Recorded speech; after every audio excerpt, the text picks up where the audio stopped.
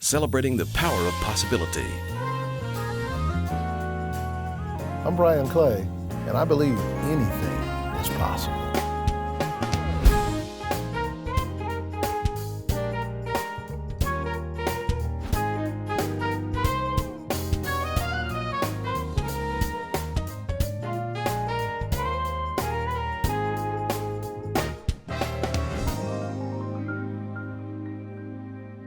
Welcome to Anything is Possible. These are great stories about great people whose lives prove possibility. Ooh-wee, I've been waiting for this one. My friend Brian Clay is with us this week. Thank you for joining me. It is my pleasure to be here, man. I'm a huge fan of yours, and to be on a list of the folks that have been here for Anything Possible in this chair, I'm honored. I'm humbled, man. Thank you. I want to say one thing, because I said this to you one time. Mm-hmm. You were playing at a church. Okay, yes. And I came up and you were just doing your thing. Yeah. And I want to say it again publicly. I love your spirit. Oh, thank you. I mean, I love your spirit, Doc. Yeah. It's a delight to be anywhere you are. So to have you here on Anything is Possible is great. Where are you from? I'm originally from Chicago, Illinois. Really? Yeah, born in Chicago, but raised in Atlanta, Georgia. That's where I cut my teeth with regard to everything in life, with music, with family, relationships, all of that. So born in Chicago, raised in Atlanta. Tell me about your family, your parents. Wonderful parents. My mom and dad met each other at Tennessee State University. Wow. Yeah, and my father was a senior at the time, my mother an incoming freshman. Yes. You have siblings? I'm the youngest of 4 boys. Musical family? My mother was a singer, jazz singer. All of my brothers kind of dabbled in music, but I'm the one who kind of stuck with it. When were you apprehended by music? That happened when I was 5 years old. Really? Yeah. My parents were wonderful in that they made sure that all of my brothers and I had extracurricular activities, athletics, little league, music, all kinds of things. So we all were at one time or another taking guitar lessons or piano lessons. But when I was 4, I wasn't old enough to take the lessons yet. Teachers wouldn't take 4-year-olds, you gotta be in school and have more discipline and know your alphabet at least, that kind of thing. But what they tell me is that I would get on the piano and play what they played after they finished their lesson and they're practicing without the benefit of lessons or the music. I just jump on and play. And you just knew? Yeah. They found me a wonderful teacher who took me on at the age of 5, Patricia Williams at East Point, Georgia, rest in peace. And she was my first piano teacher, and from the first lesson. So where'd that send you? I guess into musical arenas, situations for all of my life. I was the kid who, if everybody else was going out to play baseball, I'm gonna go in here and play piano, I'm gonna write some music. When everybody else was going to the movies, I think I'll sit here and listen to this album. I'll lay between the speakers. My headphones were the speakers, put them on the floor and lay between them and listen to Billy Joel, Earth, Wind and Fire, Chicago, Barbra Streisand, just Michael Jackson, Quincy Jones, just listening to music and immersing myself in it. It's interesting, this wonder kid, Jacob Collier. Oh, right? Yes. So he would take the train in to the Royal Observatory, wherever he was going to school, mm-hmm. and he would listen to music. He listened to everything Stevie Wonder did. He listened to all the Earth, Wind and Fire. He listened to all the Beatles, mm-hmm. front to back, over and over again. Mm-hmm. So would you say that your musical journey started with your ears and not your hands? Yeah, thinking about that, that's a great insight to that. Yeah, I think hearing it was where it all started. You're absolutely right. And I remember looking back on it now that my parents were music aficionados, and they had the classics. They had Miles Davis and Wes Montgomery and Ahmad Jamal and Nat King Cole always playing in the house, always, the vinyl actually on record player. And yeah, ears first. And then hands, yeah, absolutely. What is that? What is that smile on your face? What is that? What is that primal delight? Because you seem delighted. There's no doubt. There's no doubt. You asking me these questions and bringing up these memories about where my musical journey started. It's giving me these memories and these moments of thinking about joyful times and listening to music.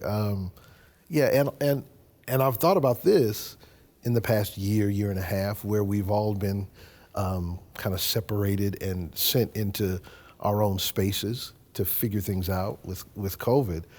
And I realized about 3 or 4 months ago that I have progressed musically.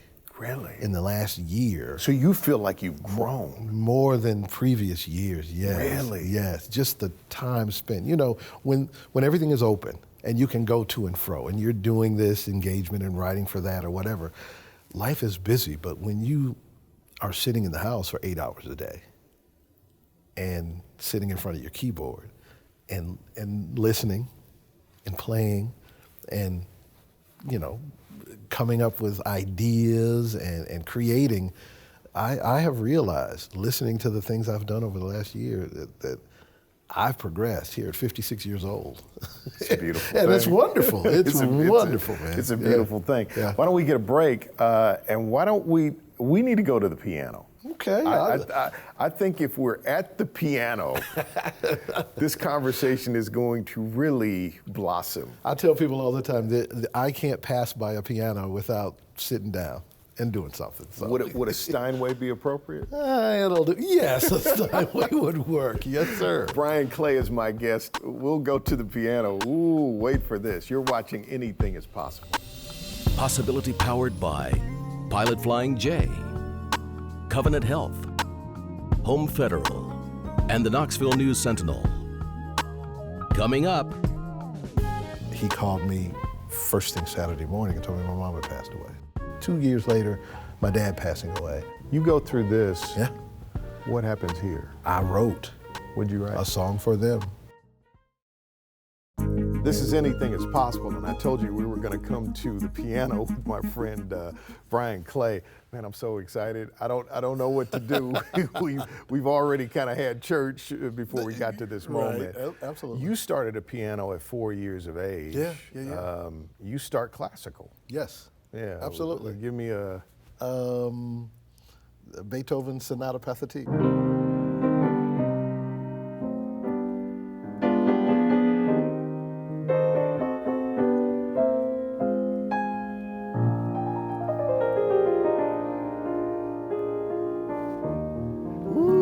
You start with that when you're 5 and 6. So you would play that so you could get to the other stuff you wanted to play. Get to the other stuff. So you would play that, and that would get you permission to play what? Stuff like this.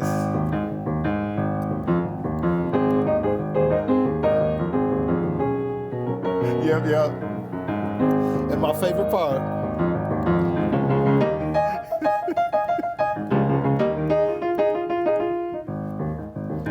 Yeah, absolutely. Why do you twist up your face? Oh my goodness! Oh my goodness! Music is not just for me. Music isn't just a stimulus or a catalyst that's outside of me, but music is in there. I can't remember a time that I wasn't playing, and folks sometimes they get annoyed if I'm having a conversation and I'm doing like this while I'm having it, because for me it's walking. I'm not thinking about that. That's right. Just in there. So it's just what's there. Yeah. So when you're going up the steps every now and then, you bump your knee, you twist your face, or you do something. Yeah, it's in there. It's just. I noticed you responded to different chords. When I was coming along, I would hear these certain chords and I would go, "Ooh, exactly, right, exactly." Right. What is it about chords and harmonies that trigger you? The amazing thing about this instrument in particular for me is that it is a grouping of 12 notes that just repeats, and then they repeat. It's the same thing. This one. So you figure with just 12 notes, you know, what can be done, but when those 12 notes are brought together like,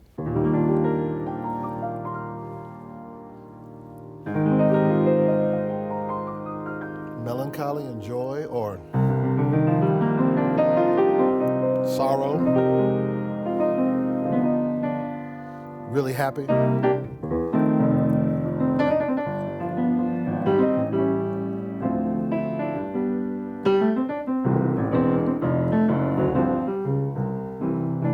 You know, it's just, It's life. chords, harmony, like you said. It's the bringing together of all these different pieces and making them create a thing that's harmony.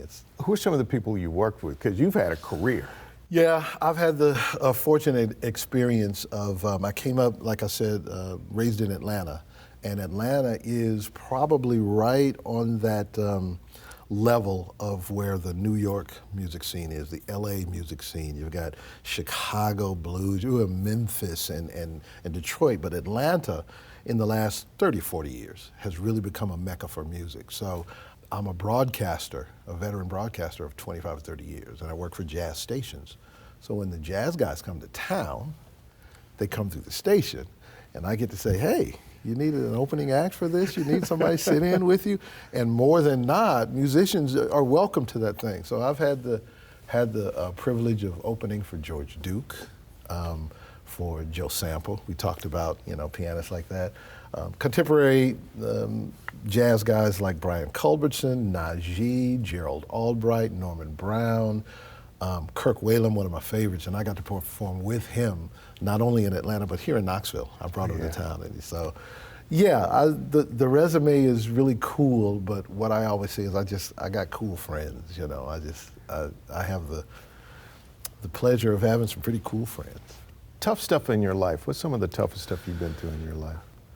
The toughest two things were the passing of my parents.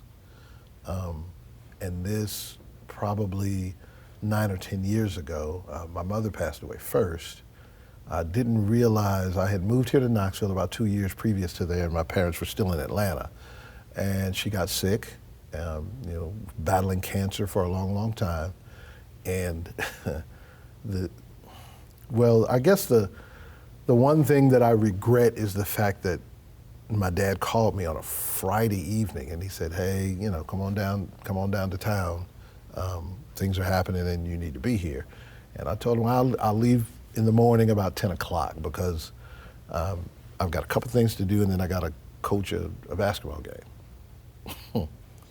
And he called me first thing Saturday morning and told me my mom had passed away. So I missed the opportunity to be there at that final moment. So that was sad for me. Then two years later, my dad passing away, headed right to town when I got a phone call for that. But I guess those were the two things, the two really tough times here lately. Music has rescued me many times. Yeah.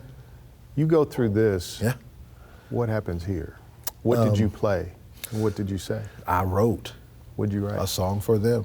I was going through some pictures that my old photo albums. And my dad had sent a picture to my mom when he was a senior in college, when they met. I flipped it over in the back, and he had wrote to her, and he wrote, I never realized when I first met you that I saw my forever in your heart. And I was like, wow. And the second thing after wow was, that's a lyric. Can you? Yeah, sure. I remember the first time I ever laid eyes on you. I never knew that my forever lay inside your heart. Dreams would be reality. Our lives would start. Years have gone by. We've had our good and bad times. Through it all, our hearts remain the same. Looking back on yesterdays, this one thing will never change. It will never fade, 'cause our love is true. Good gracious me. Yeah. So that's what comes out. That's what comes out. Let's get a break. My guest is Brian Clay. Wow, that's amazing. Morning Moment.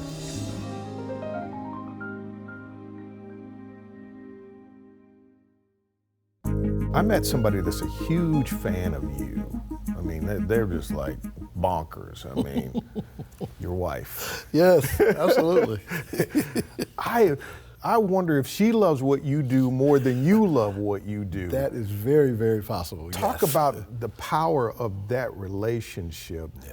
Because the first time that I talked to her, Mm-hmm.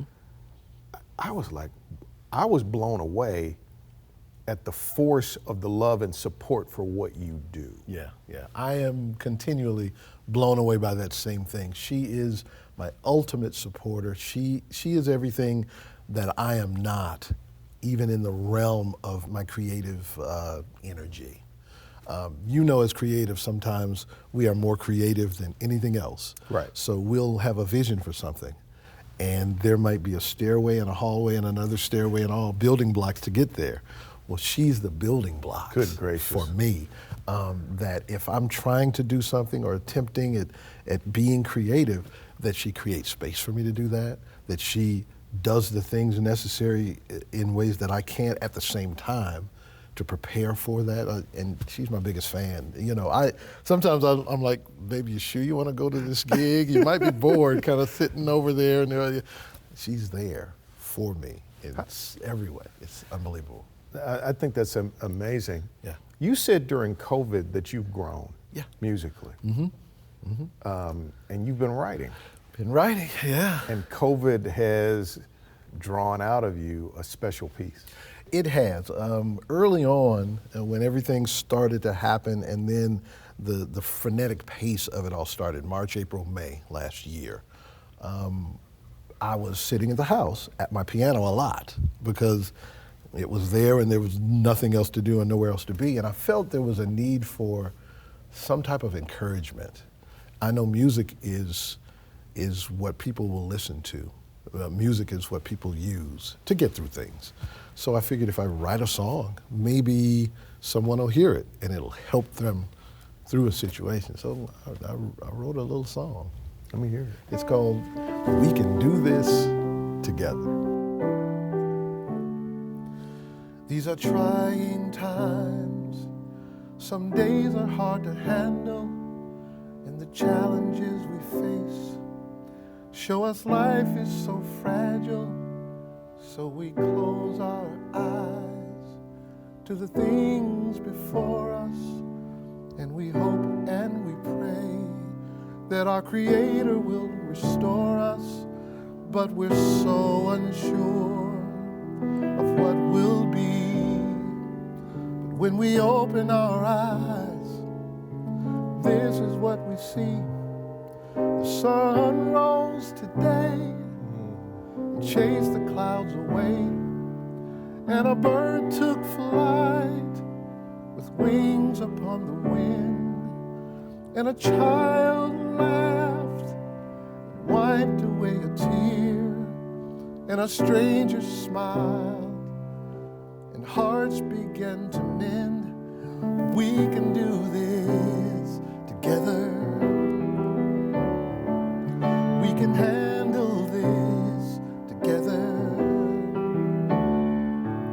Now we're working through our doubts, fighting through our fears. Though the days seem cloudy, a brighter day is near, when we'll all reach out, stand face to face. We'll hold each other's hands and give a warm embrace, but we're still unsure of what will be. When we open our eyes, this is what we see. The sun rose today, chased the clouds away, and a bird took flight with wings upon the wind, and a child laughed, wiped away a tear, and a stranger smiled. Hearts began to mend, 'cause we can do this together. We can handle this together.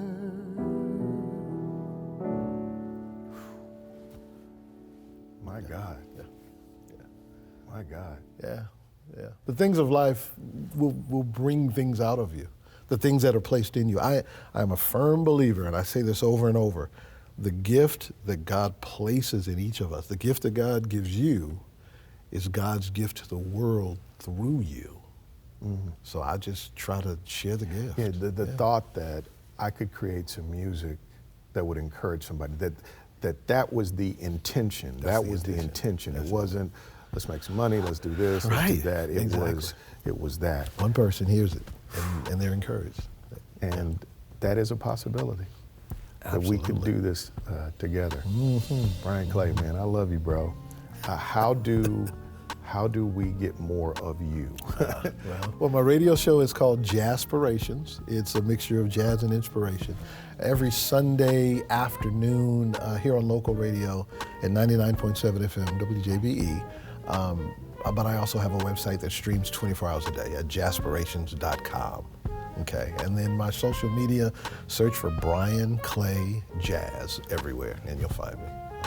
I'm all over the place. I'm gonna finish where I started, right? You're an amazing man of possibility. Thank you so much. I love your spirit, and thank you for sharing it with us today, and for showing us we could do this together. Yeah, thank you for having me. God bless you, brother. Thank you, sir. We'll see you next time on Anything is Possible.